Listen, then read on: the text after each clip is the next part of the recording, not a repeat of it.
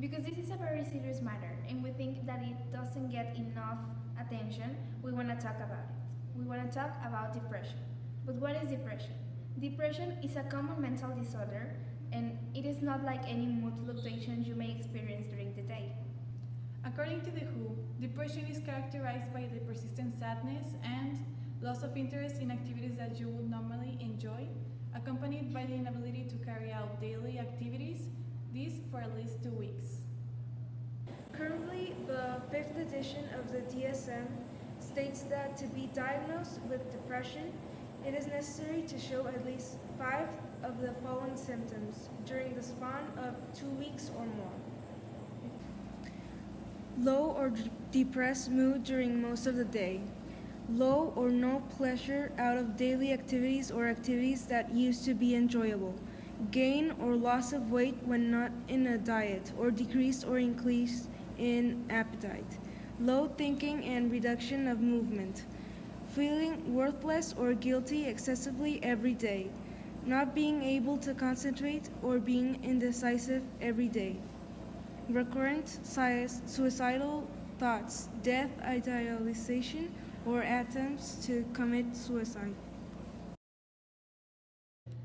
When someone mentions depression, it is common to think about a mental health. However, depression isn't limited to a psychological disorder, but it affects the physical condition as well. The feeling of permanent sadness or loss of interest that characterize severe depression can cause a variety of emotional and psychological disorders. A study done in 2015 by the American Journal of Hypertension concluded that people that suffer from depression were more likely to suffer from cardiac diseases with increased mortality. The immune system can also be affected by depression as autoimmune diseases of the nervous system. Diseases that are caused due to the immune system reacting against one's cells go hand to hand with this illness. According to the WHO, depression is the most common illness worldwide and the leading cause of disability. They estimate that around 350 million people are affected by depression globally. In 2002, a Mexican national comorbidity survey was made by the World Mental Health Composite International Diagnostic Interview to assess the epidemiological profile of mental disorders in Mexico. They found that 1 out of every 8 Mexican citizens suffered a depressive disorder, and about half of the population had suffered a depressive episode within the past year. No, the causes of depression are not from a single source. It is due to a combination of factors, such as life events,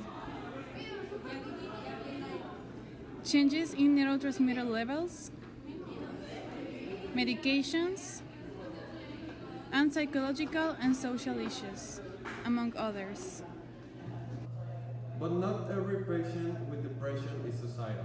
A survey done by patients with depression in 2008 found that just 3.7% of adults with over 18 years old had thought about suicide, 1% had planned it, and 0.5% had previous suicide attempts. This means that suicide attempts among patients with depression is not that high. However, depression is one of the leading causes of suicide. The recommended treatment for depression is therapy. It can be psychotherapy, cognitive behavioral therapy, interpersonal therapy, and exercise, plus medication, such as antidepressants if they are prescribed by the doctor.